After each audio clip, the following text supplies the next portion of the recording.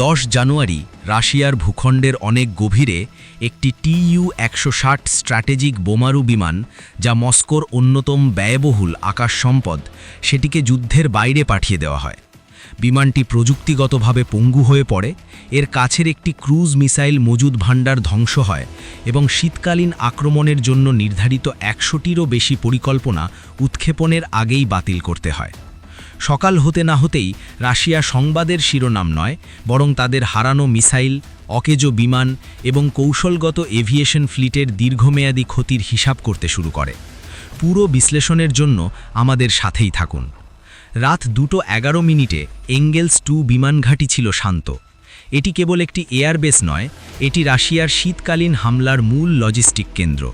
এখানে প্রতিটি রানওয়ে এবং প্রতিটি আশ্রয়স্থল তৈরি করা হয়েছে রাশিয়ার দামি সম্পদগুলোকে নিরাপদ রাখার জন্য। এই ব্যবস্থার কেন্দ্রে রয়েছে TU-160। এটি কেবল একটি বোমারু বিমান নয়, এটি একটি কৌশলগত হাতিয়ার, যার এক একটির মূল্য $300 মিলিয়নেরও বেশি। কয়েক বছর ধরে একে ধরাছোঁয়ার বাইরে মনে করা হতো, কিন্তু আজ সেই ধারণা ভেঙে পড়েছে। রক্ষণাবেক্ষণে বিলম্বের কারণে একটি TU-160M খোলা আকাশের নিচে 4 দিন ধরে পার্ক করা ছিল। কোনো মজবুত আশ্রয় নেই, কোনো ব্যাকআপ নেই, শুধু খোলা আকাশের নিচে পড়ে থাকা দামি ধাতু। রাশিয়ান পরিকল্পনাকারীরা 400 কিলোমিটার বিস্তৃত যে আকাশ প্রতিরক্ষা ব্যবস্থার ওপর ভরসা করেছিলেন, তা বাস্তবে ছিল অত্যন্ত ধীরগতির এবং পরিবর্তনের সাথে খাপ খাওয়াতে অক্ষম। এই অভিযানের লক্ষ্য কেবল হার্ডওয়্যার ধ্বংস করা ছিল না, বরং এটি প্রমাণ করা ছিল যে দূরত্ব বা খ্যাতি এখন আর নিরাপত্তার গ্যারেন্টি দেয় না। রাত 10:40 এঙ্গেলস 2 রুটিন মাফিক কাজ করছিল।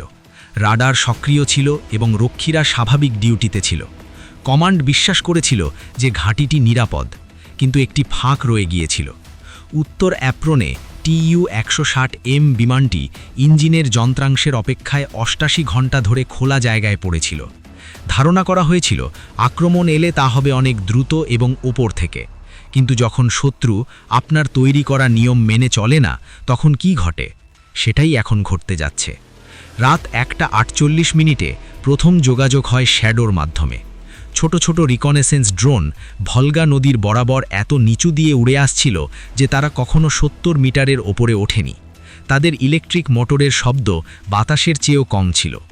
রুশ সেন্সারগুলোর কাছে এগুলো ছিল সাধারণ নয়েজ, কিন্তু ইউক্রেনীয়দের কাছে এগুলো ছিল যুদ্ধের প্রধান অস্ত্র। এই ড্রোনগুলো ঘাঁটির অবস্থান খুঁজছিল না, তারা খুঁজছিল বিমানের সঠিক তাপীয় মানচিত্র এবং মিসাইল বাংকারের অবস্থা। 2 ঘন্টা 6 মিনিট ধরে ড্রোনগুলো রাশিয়ার আকাশসীমায় কোনো অ্যালার্ট ছাড়াই অবস্থান করে। গার্ডদের টহলের সময় পর্যন্ত সেকেন্ডের হিসাবে মেপে নেওয়া হয়। রাত 3:54 যখন ড্রোনগুলো ফিরে যায়, তখন যুদ্ধের ময়দান ম্যাপ করা হয়ে গেছে। আক্রমণ এখনও শুরু হয়নি, কিন্তু লড়াই শুরু হয়ে গেছে। রাত 4:06 অপারেশনটি সক্রিয় রূপ নেয়। ভলগা নদীর পাশ দিয়ে বিভার ড্রোনগুলো নিঃশব্দে উড়তে শুরু করে। একে একে 58টি ড্রোন বাতাসে ওঠে। তারা খুব নিচু দিয়ে মাত্র 35 থেকে 50 মিটার উচ্চতায় উড়ে আসছিল, যেন রাডারে ধরা না পড়ে। প্রতিটি ড্রোনের দাম মাত্র $3 মিলিয়ন, অথচ তাদের লক্ষ্যবস্তুর দাম $2 বিলিয়নেরও বেশি। রাত 4:29 মধ্যে ড্রোনগুলো এঙ্গেলস 2 এর 90 কিলোমিটারের মধ্যে পৌঁছে যায়। আকাশ প্রতিরক্ষা ব্যবস্থা তখনও ছিল নীরব। রাত 4:41 ড্রোনগুলো বিভক্ত হয়ে যায়। 10টি ড্রোন হঠাৎ ওপরে উঠে যায় এবং নিজেদের প্রোফাইল পরিবর্তন করে, যেন তারা বড় ক্রুজ মিসাইল। S-400 সিস্টেম স্বয়ংক্রিয়ভাবে তাদের লক্ষ্যবস্তু বানায় এবং কয়েক $1 মিলিয়ন মূল্যের 24টি মিসাইল নিক্ষেপ করে। সেই ড্রোনগুলো ধ্বংস হয় ঠিকই, কিন্তু এর ফলে রাডারের মনোযোগ উপরের দিকে চলে যায়। নিচ দিয়ে আসা আসল বিপদটি তখনও অশনাক্ত অবস্থায় এগিয়ে যাচ্ছিল। রাত 4:46 দায়িত্ব আসে প্যান্সার S-1 ব্যাটারির ওপর, কিন্তু ড্রোনের সংখ্যা এত বেশি ছিল যে সিস্টেমটি ওভারলোড হয়ে যায়। স্ক্রিনে একসাথে এত টার্গেট দেখে অপারেটররা বিভ্রান্ত হয়ে পড়েন। প্যান্সারগুলো অনবরত গুলি করতে থাকে, কিন্তু নিচ দিয়ে আসা ড্রোনগুলোর করিডোর খোলা রয়ে যায়। 4:50 ড্রোনগুলো হঠাৎ গতিপথ পরিবর্তন করে সরাসরি ক্রুজ মিসাইল বাংকারে আঘাত করে।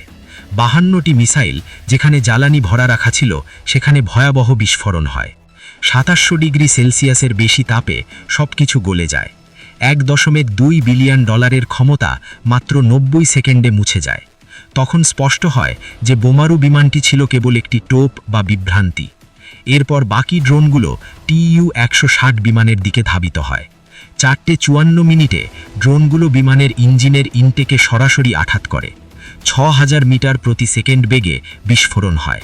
ইঞ্জিনের ভেতরের অংশগুলো মুহূর্তেই চূর্ণ বিচূর্ণ হয়ে যায়। বিমানটিতে কোনো বড় অগ্নিকাণ্ড না হলেও এর 4টি ইঞ্জিনই চিরতরে অকেজো হয়ে যায়। $300 মিলিয়ন বিমানটি এখন কেবল একটি স্থির কাঠামো। সকাল 5:07 গুলি থামলেও ক্ষতিগ্রস্ত ছিল অসীম। Su-35 বিমানগুলো আকাশে ওড়ে কিন্তু কোনো শত্রু পায় না। প্যান্সার ব্যাটারিগুলো অতিরিক্ত উত্তপ্ত হয়ে পড়েছিল। পরবর্তী 72 ঘন্টায় দেখা যায় 52টি মিসাইল ধ্বংস হয়েছে এবং 140টি পরিকল্পনা বাতিল করতে হয়েছে। রাশিয়ার স্ট্র্যাটেজিক বিমানগুলোকে এখন 1700 কিলোমিটার দূরে সরিয়ে নিতে হয়েছে। এঙ্গেলস 2 এখন আর দুর্গ নয়, বরং একটি বোঝা। এই স্ট্রাইকটি ছিল একটি সংকেত যে আধুনিক যুদ্ধের নিয়ম বদলে যাচ্ছে। দূরত্ব বা খরচ এখন আর নিরাপত্তার গ্যারান্টি দেয় না।